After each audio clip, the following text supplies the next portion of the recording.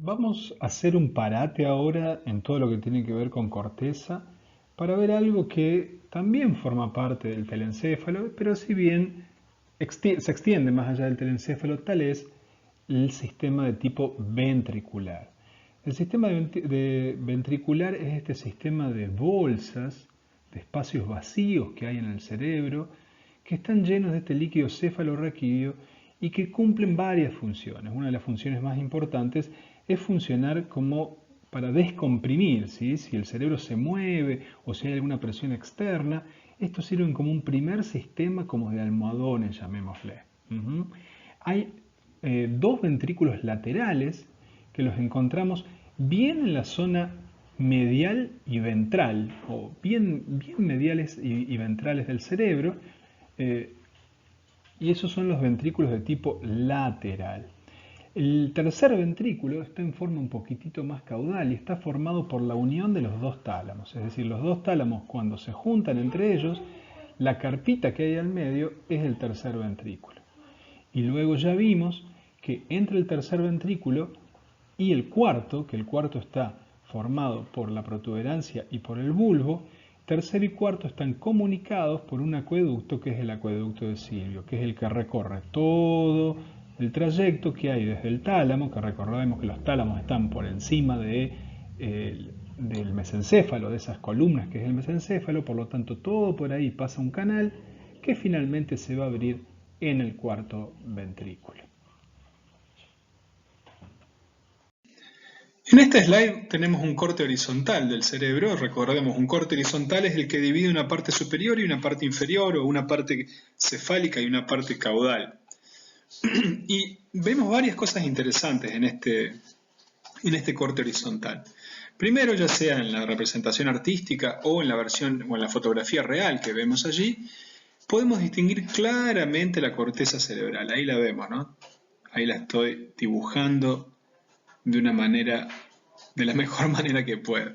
Recuerden que la corteza cerebral es esa especie de alfombra que en realidad es muy grande, pero claro, si tuviéramos que meterla en la cabeza sin doblarla, tendríamos una cabeza como un triángulo, como una pirámide, ¿no? Seríamos muy raros y no habría cómo sostener esa cabeza. Entonces la solución evolutiva que hubo para eso fue apretar esa toalla que es la corteza, y de esa manera quedan los surcos y las convoluciones y toda esa forma tan accidentada que tiene.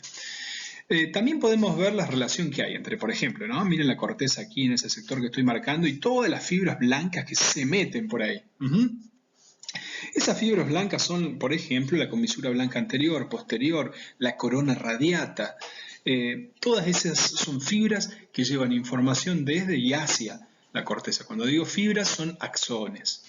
Pero también vemos un conjunto importante de cuerpos grises, como de núcleos grises metidos acá en la zona más de adentro. ¿Bien?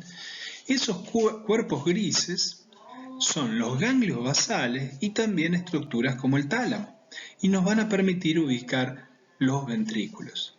Primero, el tálamo, fíjense claramente, yo siempre los marco como esos cuerpos ovoides, ¿no? Y aquí lo vemos, un cuerpo ovoide y el otro cuerpo ovoide muy grandote. Más o menos, se me escapó un poco pero está clara la idea, ¿no? Y yo había dicho antes que el tercer ventrículo era como si ustedes tuvieran los dos huevos y lo ponen juntos, esa especie de carpita que queda al medio. Ese es el tercer ventrículo, esa cavidad del tercer ventrículo. Ahí la vemos con el número 7. Para ubicar, en tanto, a los ventrículos laterales, siempre los ventrículos laterales están al lado del núcleo caudado. Recordemos, el núcleo caudado es uno de esos ganglios de la base muy importantes para coordinación motora, para darle subida al movimiento, para iniciar los procesos de movimiento. Y son todos esos, también intervienen en procesos psicológicos de inhibición, de poder parar y frenar la acción, acciones de todo tipo. El número 4 está marcando ahí el núcleo caudado. Núcleo caudado y ventrículo lateral son como hermanitos. ¿Ven? Andan siempre juntitos. Ahí lo vemos, estoy marcando ese ventrículo lateral justo al lado. Y del otro lado, ahí con el 12, vemos el otro ventrículo lateral y el otro núcleo caudado. Y acá lo podemos ver también en este sector, ¿no? Ahí está uno. Ese es otro núcleo caudado y ahí vemos el ventrículo lateral. Estos son los tálamos, perdón. Esos son los tálamos lo estoy marcando con el número 1 acá.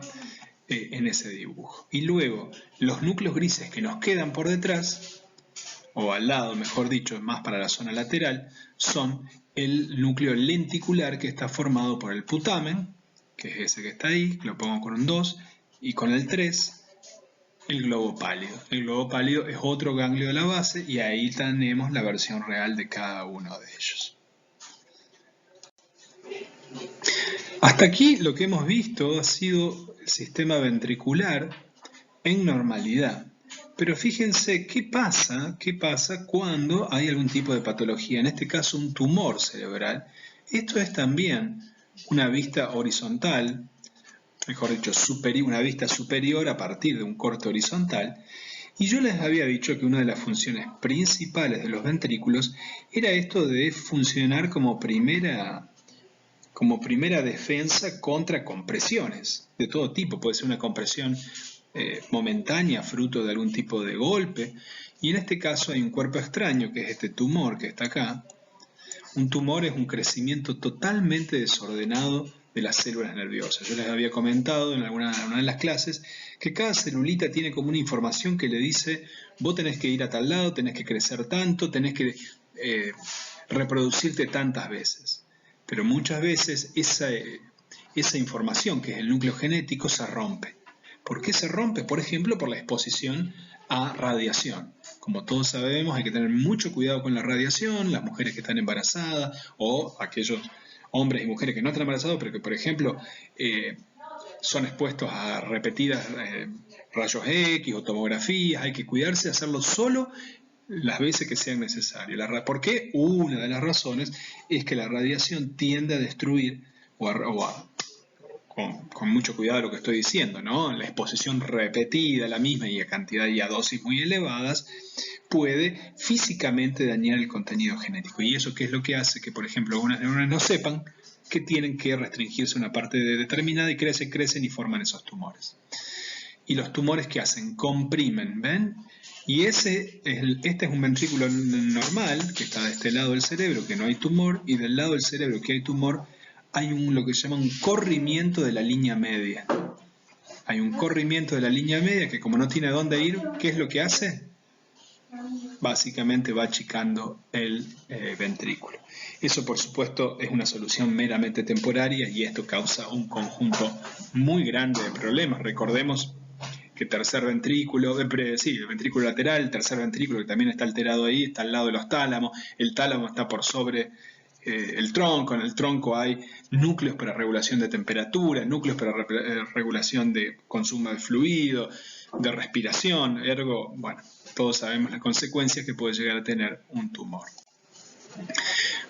Lo que acabo de mostrar es una patología inducida por un cuerpo extraño, como puede ser un tumor, también puede ser un coágulo generado a partir de un infarto, pero también hay otro tipo de patologías donde también vemos severas alteraciones de los ventrículos.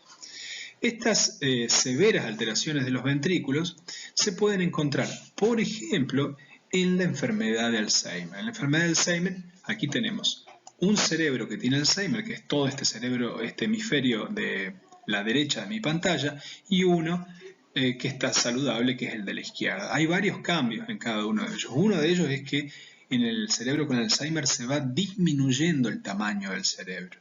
Se va disminuyendo, por ejemplo, tiene menos circunvoluciones, menos surcos, porque como es más plano, digamos, tiene capacidad para, no necesita tener tantas circunvoluciones, ¿sí? Otro elemento importante es que los ventrículos se hacen más grandes. ¿Por qué se hacen más grandes? Porque como el cerebro es más chico, el ventrículo va tratando de compensar, digamos, y vemos un engrosamiento de los ventrículos. Y lo otro grande es que el hipocampo es una de las áreas que más chicas se va haciendo. El hipocampo que está en el lóbulo temporal, tiene una fuerte influencia en todo lo que son procesos de memoria y capacidad para memoria. Sin embargo, los ganglios de la base siguen estando relativamente igual, lo que hace que, por ejemplo, funciones motoras en enfermedades como en los otros tipos de funciones que acabo de nombrar. Aquí vemos distintos tipos de atrofia. La atrofia es una desaparición, o sea, un menor volumen de la corteza cerebral, y vemos cómo a mayor atrofia, que es en el grado 3 que estamos viendo aquí, los ventrículos se hacen cada vez más groseros, a diferencia de lo que es un cerebro normal que estamos viendo ahí, que tiene esa típica forma de mariposa en un corte coronal más frontal, y esa típica forma como con los dos ojitos que ven ahí y el tercer ventrículo acá al lado de los dos tálamos en un corte coronal más medial. Eso se ve profundamente modificado cuando tenemos atrofias de tipo moderada o severa. Las atrofias de tipo moderada y severa casi siempre se observan ante enfermedades neurodegenerativas, como por ejemplo la que acabo de mencionar, que es la enfermedad de Alzheimer. Aquí vemos también otra visión de los ventrículos, pero ya no en cortes horizontales bidimensionales, sino en un corte que intenta, también bidimensional, pero que intenta simular las 3 dimensiones del cerebro. Y de esa manera lo pueden tener más claro. El doctor Bueno de la otra cátedra dice que varias estructuras, pero entre ellas los ventrículos, tienen esta forma, ¿ven? Como de ballenita. Me parece una buena definición la del doctor Bueno. Lo que están viendo ahí es las ballenitas de los ventrículos laterales, en que hay una por cada lugar. Luego el tercer ventrículo lo encontramos aquí abajo, y ahí tienen la conexión del acueducto con el cuarto ventrículo, que ya está a nivel de protuberancia, bulbo raquídeo y cerebelo. Ya he explicado varias veces cómo se forman ellos. Es interesante hacer notar que la corteza, las áreas somatosensoriales están en continua reorganización. Por ejemplo, ese mapa somatosensitivo que les mostré antes, por el cual los pulgares son muy groseros, muy grandotes, la boca es muy grande, la espalda muy chiquitita, y por ejemplo dentro de los dedos le damos mucho más representación somatosensorial en la corteza parietal ascendente al pulgar que al dedo más chiquitito, no sé cuál es el meñique, ¿no? Se llama. Pues bien, eso puede modificarse, no es que está fijado, es sensible a la experiencia. Si yo empiezo a tratar de agarrar muchas cosas con el dedo meñique y lo hago por un año, pues bien, lo que voy a encontrar luego es que voy a tener más corteza somatosensorial de la corteza parietal ascendente dedicada a recibir información del dedo meñique. Es decir, este cableado del sistema nervioso central es sensible a la experiencia. Y una de las formas más interesante demostrar eso es con algunos experimentos que se hacen con roedores que, en vez de ser criados en la típica caja hogar que no tiene ningún tipo de estimulación, son criados en esas cajas que ven ahí, que son cajas de enriquecimiento ambiental, en la cual la rata tiene objetos como casitas, tiene también la posibilidad de hacer ejercicio físico con rueditas, puede subir, en fin, una especie de super casa súper enriquecida. Pues bien, uno de los efectos más clásicos que tiene el enriquecimiento ambiental o la crianza en enriquecimiento ambiental es que agranda la cantidad de la corteza se hace más gruesa. Eso es, en cambio, lo que sería la casa hogar clásica de las ratas, que no es sin ningún tipo de esas cosas, ¿no? Ahora bien, es bueno tener una corteza más desarrollada. Fíjense qué interesante, este es un trabajo que desarrollamos en nuestro laboratorio y en el cual vimos que aquellos animales que estaban bajo enriquecimiento ambiental, que son los puntos negros, toman más alcohol. Lo que están viendo aquí es cuanto más para arriba esto, más alcohol toman voluntariamente en unas pruebas de doble botella que animales controles, que son las líneas blancas, particularmente los machos. Estos son hembras, estos son machos, y lo que vemos es que el enriquecimiento ambiental, lejos de ser beneficioso, al menos en esta variable, hace que los machos tomen mucho más alcohol que los animales controles. Una posibilidad es que estos animales, que el enriquecimiento ambiental los haga más buscadores de la novedad, más que no tengan tanta aversión al riesgo y por lo tanto tomen más sustancias, más drogas, en este caso alcohol. Si a alguno le interesa en particular el trabajo, este es el trabajo que realizamos. Esta chica Luciana Berardo que ven aquí era una estudiante de grado que con este trabajo hizo su tesis, y Luciana luego también obtuvo una beca SIN del Consejo Interuniversitario Nacional, que es una beca para iniciación en la investigación, que es muy interesante, que les sugiero que exploren la posibilidad de aplicar ese tipo de becas. Y aquí tienen como segunda autora la doctora Carolina Fabio. La doctora Carolina Fabio es docente también de la casa aquí de psicología, de la cátedra de psicobiología particularmente. Bueno, ahora vamos a tratar en la próxima slide de nosotros mismos, o en esta misma, no voy a abrir otro slide, hacer un cerebro. Así que les propongo que agarren una hoja en blanco, frenen el video ahora, busquen una hoja 4 e intentemos hacer el cerebro y dibujarlo nosotras mismas, porque así vamos a poder realmente acaparar mucho más conocimiento que meramente escuchando los contenidos. ¿Cómo hago yo generalmente para dibujar un cerebro? Bueno, primero lo que hago, y no se me rían por favor, es dibujo una cola, llamémosle, ¿ven? ¿Ven ahí? Ahí lo que hago es dibujar esa especie de cola que se ve ahí. Y luego de eso de la cola, trazo un giro que va primero por derecha y después vuelve para atrás. Cuando giro, es decir, cuando llego a la parte del lóbulo occipital, le hago una pequeña saliencia, porque el lóbulo occipital está medio como que se cae, como que se sale para afuera, ¿lo ven? Entonces, como que me voy por ahí y vuelvo a meterme de nuevo hasta unirme con el lugar donde vine. Lo voy a tratar de hacer acá. Hago la cola, tin, tin, tin, y después vuelvo, ahí me salgo para afuera y vuelvo nuevamente. Ese es mi cerebro. Ese es el cerebro dibujado por el profesor titular de neurofisio, ¿no? Así que si yo lo dibujo así, ustedes pueden hacer un mucho mejor trabajo. Bien, luego de eso, lo que uno puede dibujar, y recuerden nuestro anterior delimitación con el dibujo, las principales coordenadas son el surco central, o de Rolando, que viene más o menos a esa altura y baja hasta más o menos a la media. ¿Y qué pasa ahí? Pues se encuentra con el lateral o de Silvio, que ya como dijimos antes tiene 1, 2, lo dibujé medio mal ahí, pero está bien, los 3 ramitos de Silvio, ¿está bien? Entonces, de esa manera ya tenemos lóbulo frontal aquí adelante, lóbulo parietal, lóbulo temporal, y podemos hacer la continuación de la cisura perpendicular interna, acá, y lóbulo occipital. Luego, a su vez, podemos dibujar el surco precentral y el surco postcentral. Entonces, todo lo que tenemos ahí es la circunvolución parietal ascendente, donde está el homúnculo sensitivo que recibe toda la información de todos lados. ¿Y este lado qué es?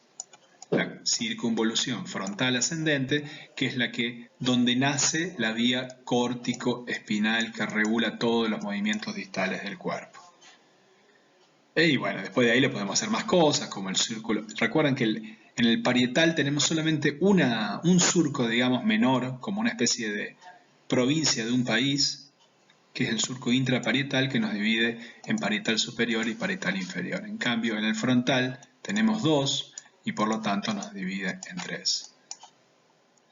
Bueno, esa es un poco la idea. Les sugiero que traten de hacer esto, traten de ponerle nombre, de hacer suyo a esto, y luego, si la sugerencia es que lo dejen ahí, porque vamos más hacia el final, vamos a hablar un poquitito de las funciones que tiene cada una de estas áreas.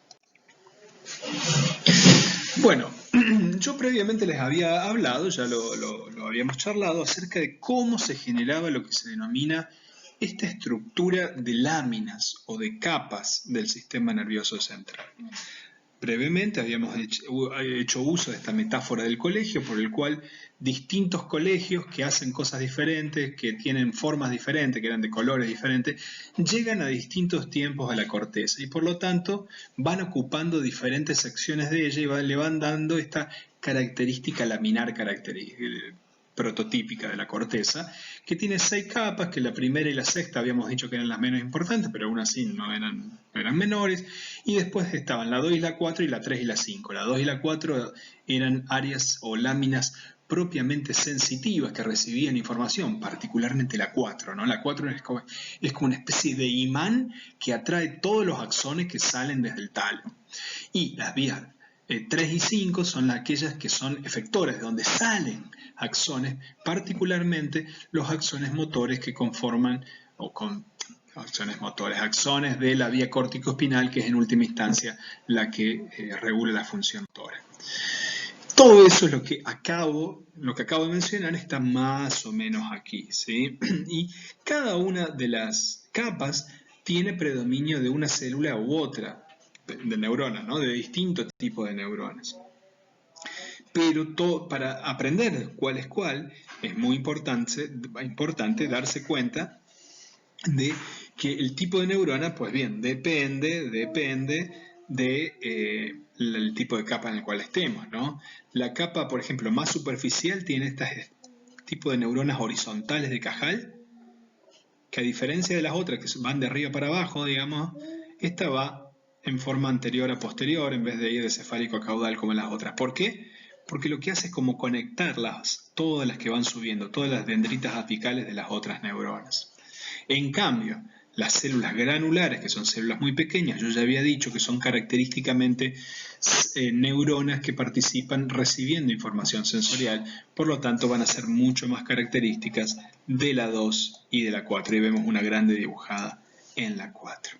Bien, en tanto que las células fusiformes o polimorfas son mucho más características de las capas más profundas.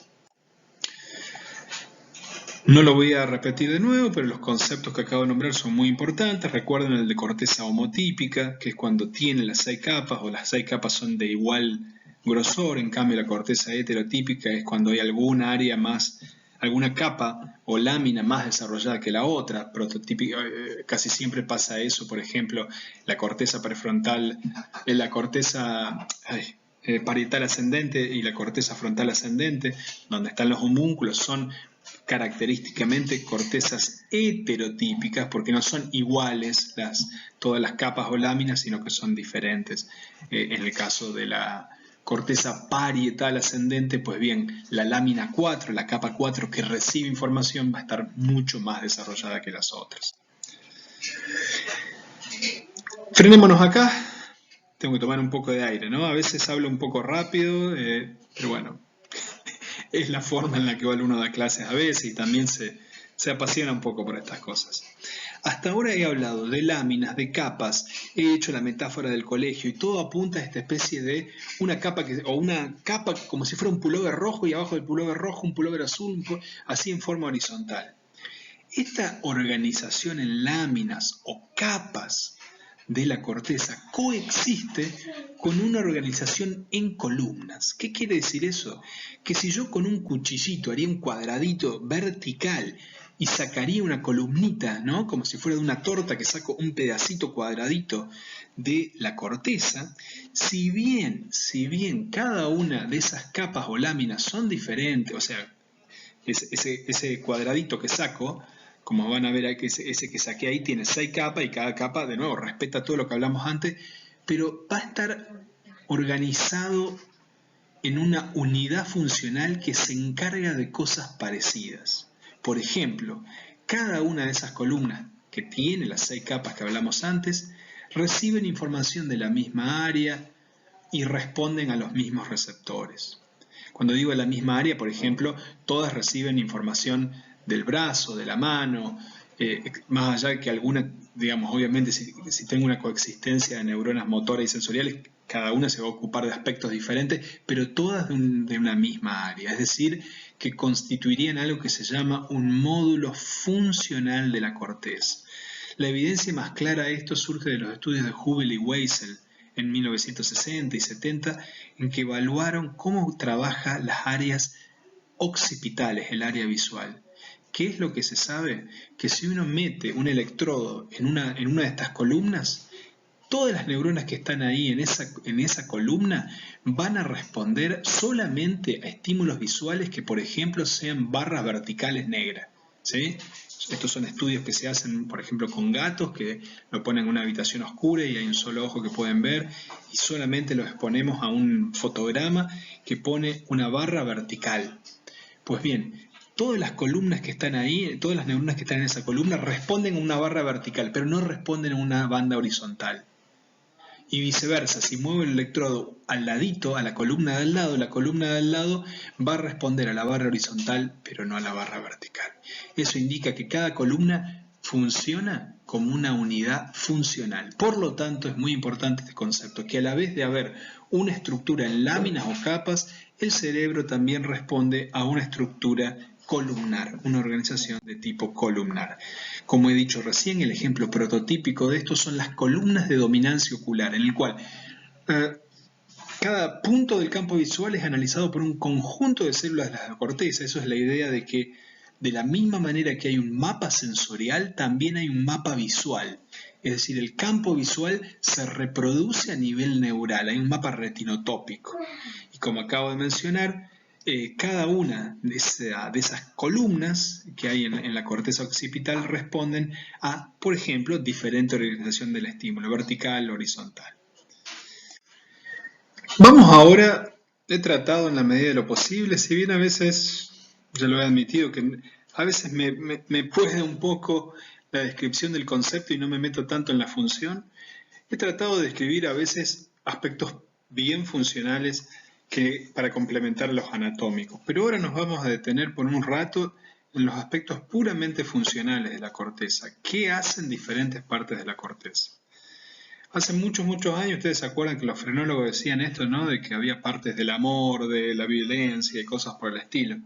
Rápidamente esa versión tan simplista del sistema nervioso fue superada totalmente y ahora sabemos que el cerebro está ampliamente interconectado, que cuando una parte deja de andar bien, otra la puede suplantar, etcétera, etcétera. Pero aún así, estos muchachos frenólogos o muchachas frenólogas tenían alguna noción de que distintas partes del cerebro se ocupaban de diferentes cosas. En ese sentido hay que darle un poquito la derecha. Así que ahora vamos a empezar a ver un poco cada una de esas cosas. Larguemos siempre con lo que sería nuestro eje rector, que es la cisura o surco central o de Rolando, y ya lo hemos hablado varias veces. Por delante de Rolando tenemos el área motora primaria. El área motora primaria es este lugar en el cual, si es estimulado, yo voy a mover partes específicas del cerebro. Ya hemos hablado que ahí está el homúnculo motor, y en este lugar hay estas enormes neuronas piramidales que son las encargadas de empezar los movimientos, particularmente los movimientos distales, de la musculatura distal, la vía córtico-espinal. O sea que la parte más importante de la parte motora nace en ese sector de la corteza. En tanto que por detrás tenemos el área somatosensorial o somatotestésica primaria, en el cual tenemos esta representación del cuerpo generada a partir de toda la información que nos va llegando de las vías sensoriales, como por ejemplo del lemnisco medial, del lemnisco que a su vez se genera por el fascículo grácil, cuneiforme y posteriores. Por delante del área motora primaria tenemos un área premotora. El área premotora que tiene esa forma, fíjense, como de un triángulo, ¿no? El área premotora también, cuando es estimulada, genera acciones motoras, pero a diferencia del área motora primaria que genera movimientos simples, el área premotora genera movimientos más complejos. En ese sentido, configura un área más de mayor orden, de un orden superior en relación al área motora primaria. Y en la parte más inferior de la corteza frontal,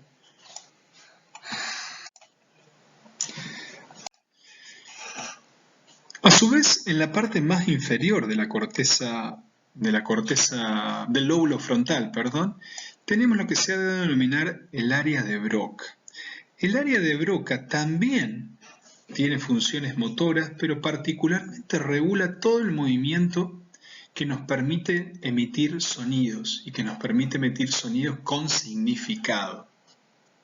El área de Broca fue conocida allí, o es en homenaje a un médico, el doctor Broca, que identificó un primer paciente que tenía una afasia, es decir, una incapacidad para emitir el lenguaje hablado particularmente, y que tenía una lesión en ese tipo de área. Luego, toda esta parte, o sea, todo lo que no acabo de nombrar, del lóbulo frontal, es un área que se denomina prefrontal, y esta parte es la parte más ventromedial, que es muy importante, que tiene funciones muy relevantes de tipo cognitiva. Por ejemplo, participa en todo lo que tiene que ver con planificación de la acción. ¿Qué voy a hacer yo en el futuro? Y si hago algo y me equivoco, inhibo esa acción, me fijo entre comillas, o sea, hago un feedback de qué me equivoqué y lo vuelvo a realizar de nuevo. Es decir, cumple funciones de un orden mucho más superior que la mera realización de la actividad muscular o la mera recepción de información sensorial. Tiene esta función más propiamente humana de planeamiento, regulación y evaluación de la acción. Y hay muchas formas para evaluarlo, eso no es meramente una narrativa que les estoy haciendo que se puede ver de alguien que tiene un trastorno ahí. Hay algunos test, por ejemplo, que lo vamos a ver a continuación.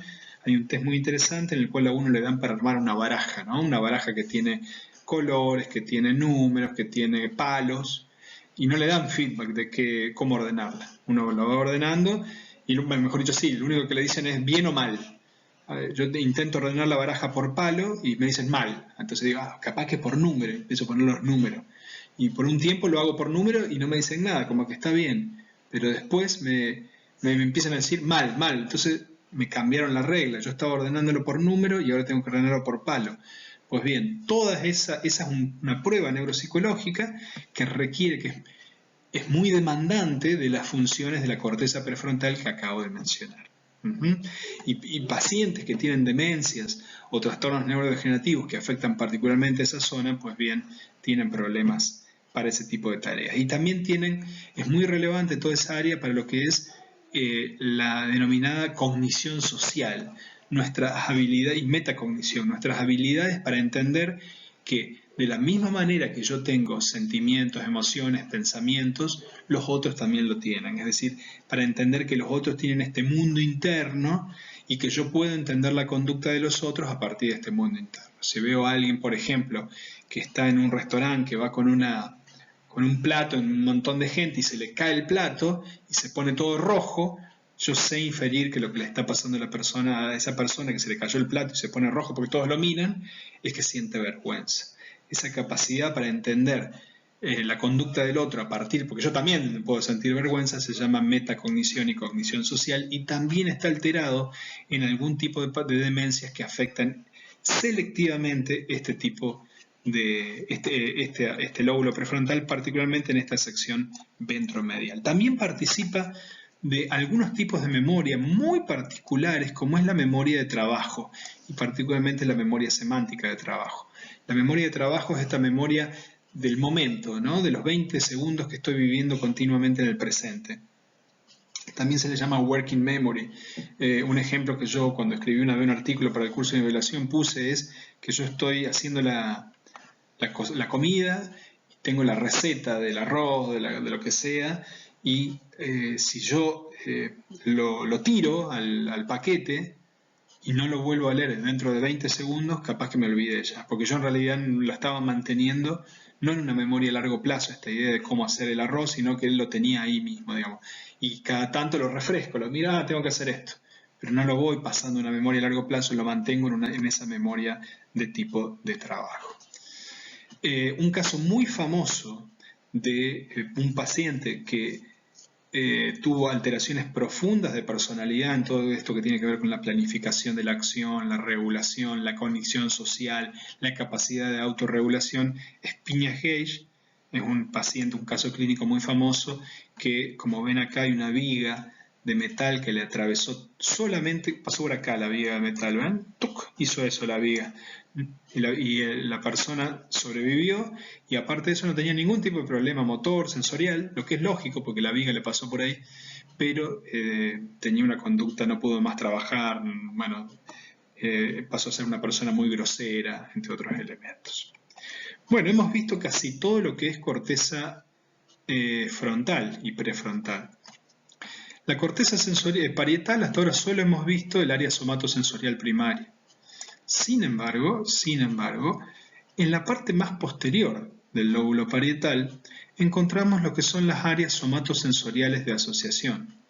Las áreas somatosensoriales de asociación están en un lugar perfecto para unir información del tacto, unir información visual, unir información de gusto, de un montón de diversas modalidades sensoriales y poder producir lo que se denominan conceptos. Ujú. En algún sentido, la generación de conceptos y de noxias está relacionado con esta capacidad para asociar de la corteza somatosensorial de asociación. Y también involucra la corteza somatosensorial de asociación la capacidad para integrar información no solo del exterior, sino también de nuestro propio cuerpo. Esto que se conoce como esquema corporal, como propiocepción, como esta idea de que mi cuerpo es un todo y está en un lugar particular del ambiente, depende del área somatosensorial de asociación. ¿Cómo sé yo eso? Por ejemplo, gente que tiene un daño en la corteza somatosensorial derecha, si yo le pido que dibuje esta casita que estamos viendo acá, la dibuja como están viendo de esta manera. ¿Qué es lo que hace? Dibuja muy bien la casa del lado derecho, pero del izquierdo la dibuja muy mal, o casi que no la dibuja.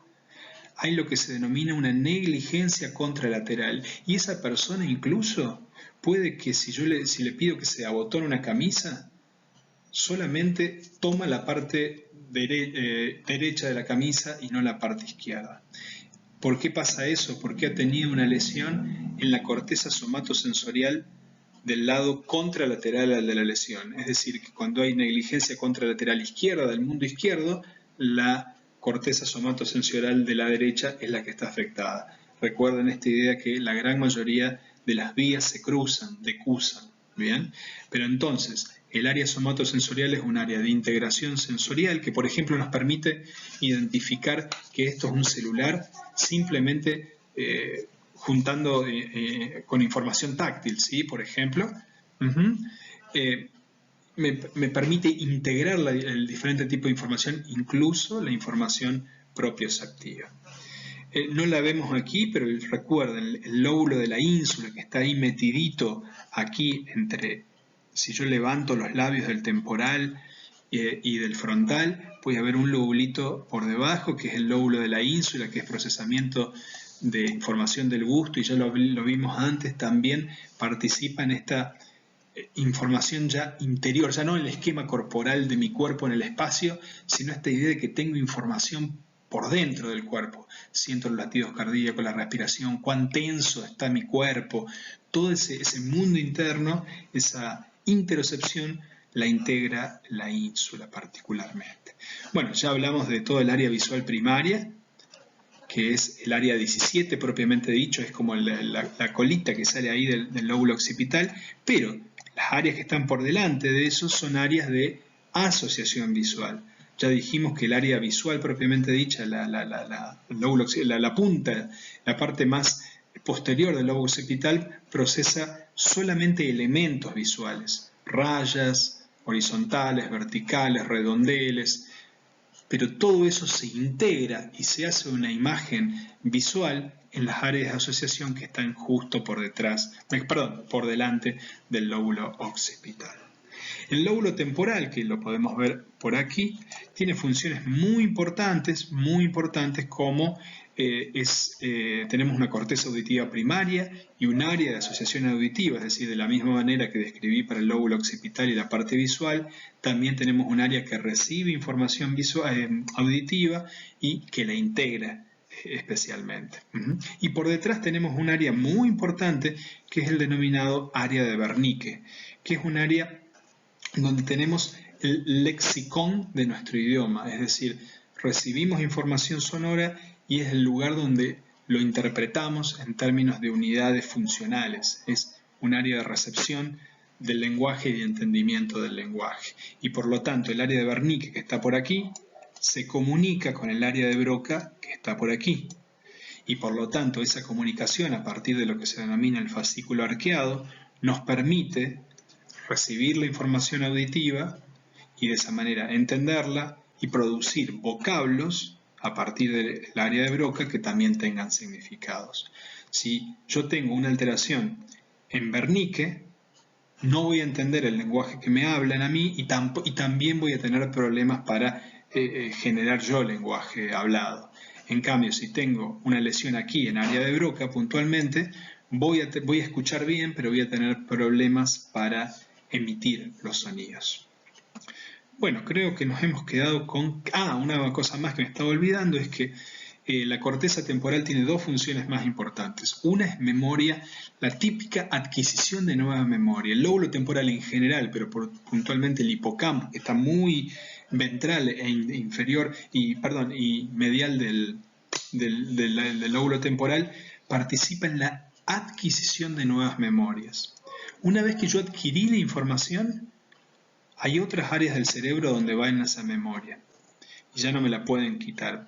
Pero para poder, por ejemplo, si yo voy a, qué sé yo, a ver, a las grutas, que nunca fui en Río Negro, si voy por primera vez, esa nueva memoria del lugar se va a adquirir gracias al hipocampo y luego va a pasar a otras áreas del cerebro. Si yo no tengo un hipocampo funcional y saludable, voy a vivir en un eterno presente. No voy a tener recuerdos del pasado, pero no voy a poder formar nuevas memorias. Aquellos que vieron la película Memento ahí van a ver un ejemplo de lo que estoy diciendo y más adelante vamos a ver un caso clínico, el famoso caso de HM.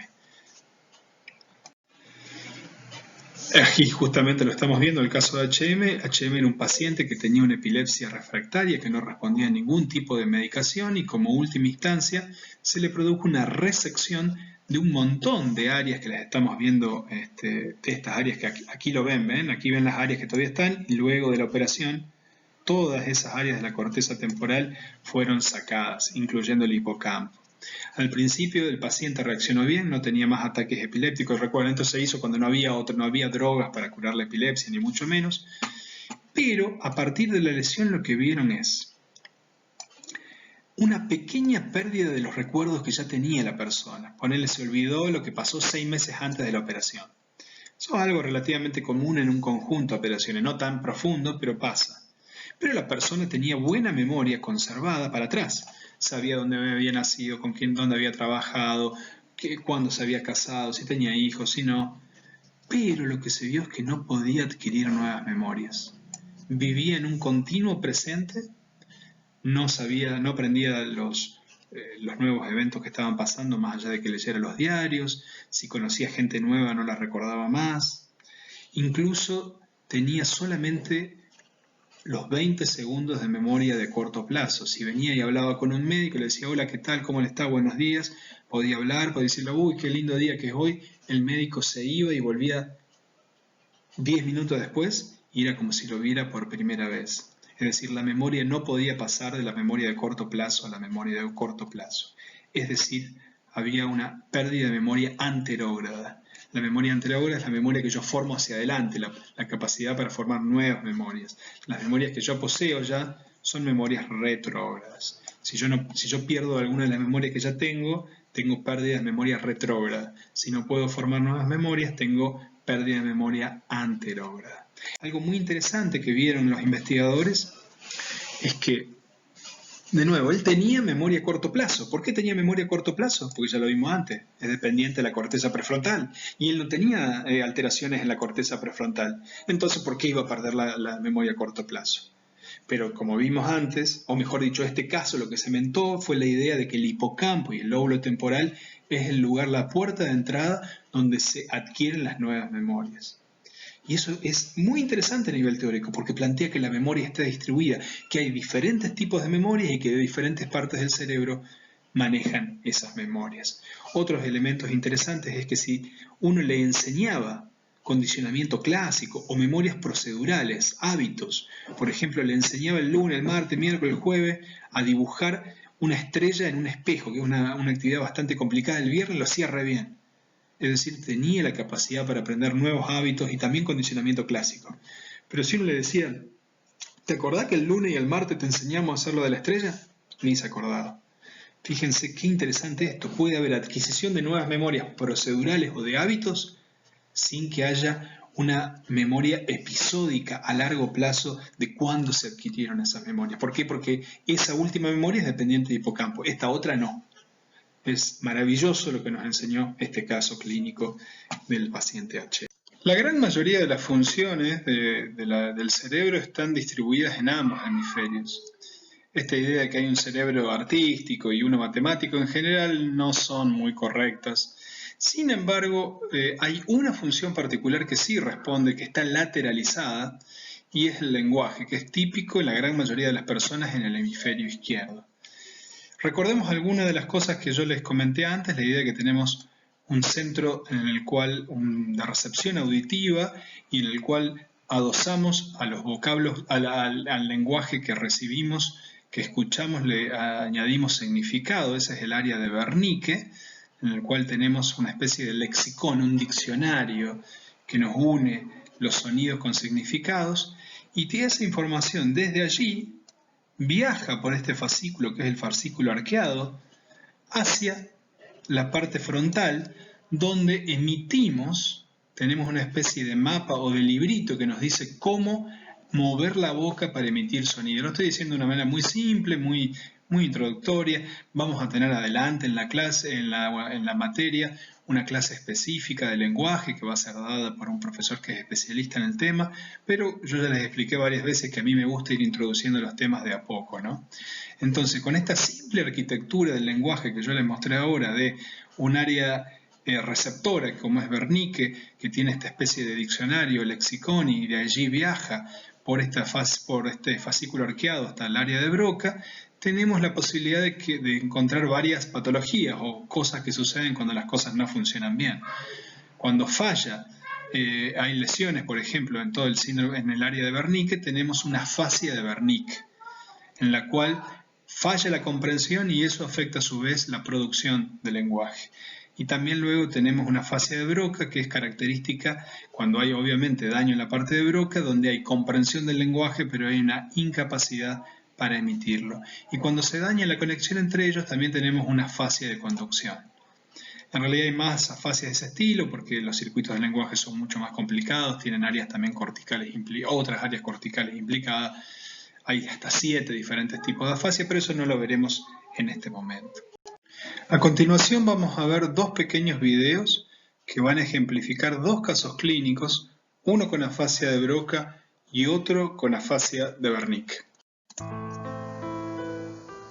Bueno, Ana trabajaba como diseñadora de interiores antes de sufrir una lesión en el parietal izquierdo. Su lenguaje va desde el silencio casi total hasta un habla pausada. Quiero que me digas cosas y quiero que te esfuerces, ¿eh? ¿Vale? ¿Qué es esto? Dice parietal izquierdo, pero en realidad está mal, es una afasia de Broca esta, ¿no? De falla frontal. ¿Me das tu mano? Vale, mira.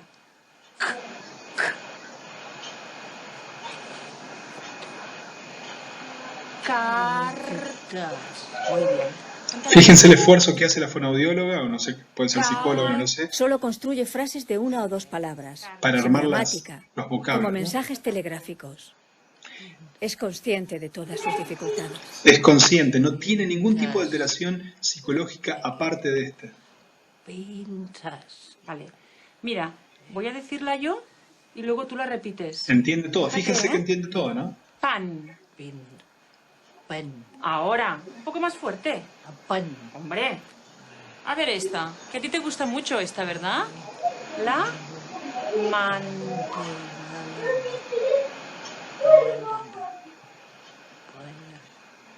manzana. Qué buen trabajo, ¿no? ¿Qué hace la profesora? Mantendo. Hombre, ahora. Luego ves que cuando te esfuerzas sí que te sale bien.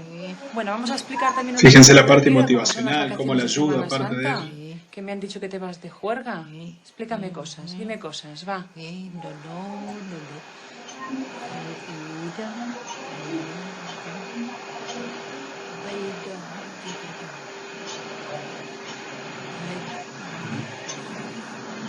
Se frustra mucho, ¿no? Porque ella En la entiende, playa. Un poquito más sabe fuerte, muy bien esfuérzate. por qué no puede decir lo que quiere. Me voy a la playa con Isa.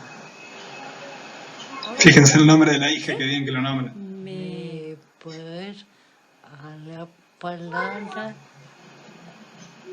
aletita. ¿Te vas a la playa con esa? Oye, ¿yo me puedo venir con vosotras? ¿Sí? Venga. Muy bien.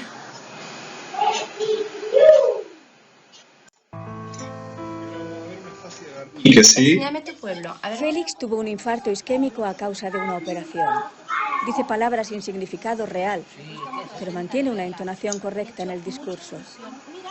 ¿Quiénes son La ellos? entonación es correcta, pero ¿Quién dice es? palabras que no son reales. O sea, ese es un típico síndrome de Wernicke, ¿sí? De la fase de Wernicke. Parafrasias, no me acuerdo la palabra exacta para cuando se crean palabras que no existen. Hombre. Como no tiene lexicón, inventa palabras. ¿Qué tenemos de conseguir? Venga, José, ay, Félix. Él es José Luis. Ni. Hombre, Yo veníme, vamos, verás. ¿Cuál era tu casa de todas estas, Félix? Desde aquí. ¿Desde aquí la veías? Desde aquí, de las dos manos. ¿Y los amiguitos que tenías cuando eras niño vivían todos en este pueblo también? Claro que ya dejado siempre nos hemos encontrado ahí. Desde que mi padre podía enterme y pedir domicilio y hacer y todo. Dice que empieza bien y se Tiene pierde la totalmente. comprensión Las palabras que alterada. dice las dice bien, pero no Cuando tiene no encuentra palabras significado. adecuadas, se las inventa, Hombre, pues llegando a sí, hablar una jerga que solo él entiende. porque todas estas vivetas que Una tienen jerga los que solo él niños, entiende. hombre, y esas nivelas eran los rotósilos. Que estas, las rosetas ahí, todas y ya haces más alto. Félix, ¿y a los amigos que tenías en el pueblo cuando eras pequeño los sigues viendo ahora? Pues aparente, todas las del pueblo, todas las de aquí, todas que No vienen. entiende la Que no pregunta, hay plan, responde con algo totalmente no hay diferente y fíjense que claro, no hay parece no tapada, haber hay un todas las reconocimiento cuidados. claro A de que mí me tiene teoría de de que los errores que comete al menos. charlar la retaran ahora y que resultaran y salieran todas las lengua y las cogías, pero aunque sea Ha cambiado. mucho, porque unos sacan muchos y estos no cambiamos y para que un 20. Pero en fin.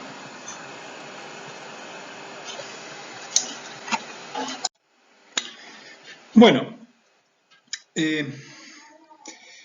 algunas palabras ya para ir finalizando la clase con los últimos temas. Todo lo que he mostrado ahora es casi como si el cerebro lo recibiéramos de una, ¿no? Y no cambiara nunca. Todo esto que les estoy mostrando está en continuo desarrollo a lo largo del tiempo. Por ejemplo, las áreas del sistema límbico, que lo vamos a repasar levemente a continuación, están casi totalmente funcionales en la adolescencia, pero la corteza prefrontal, como lo ven a ver ahí, recién madura hacia pasado los 20 años.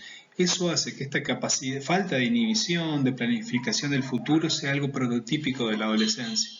Y que fallen, por ejemplo, muchos los adolescentes, fallen normalmente, no porque estén enfermos, fallan porque están en ese momento de desarrollo, en esas pruebas que yo les mostré antes, por ejemplo, que evalúan mediciones prefrontales como ese es el test de cartas, por ejemplo, en ese caso. Entonces eso es algo a considerar de lo que yo les he mostrado particularmente el día de hoy. Y el último tema es este tema del circuito del sistema límbico. El sistema límbico es un sistema de aros de este tipo de estructuras en forma de círculo o de ballenita, como dice el doctor Bueno, o de cuernos, como digo yo a veces, que están todos como formándose ahí a los lados en el cerebro medio, muy pegaditos a los lados del tálamo y del cuerpo calloso y del giro cingulado, y lo involucran justamente a la circunvolución del cíngulo, al hipocampo, a la amígdala y a los cuerpos mamilares. La amígdala es puntualmente, que aquí la vemos, la amígdala en ese sector aquí, como en la puntita de una de esas estructuras aballenadas que dijimos previamente, es uno de los centros principales, la amígdala cerebral, no la que tenemos aquí, uno de los centros principales para la integración de memorias de miedo.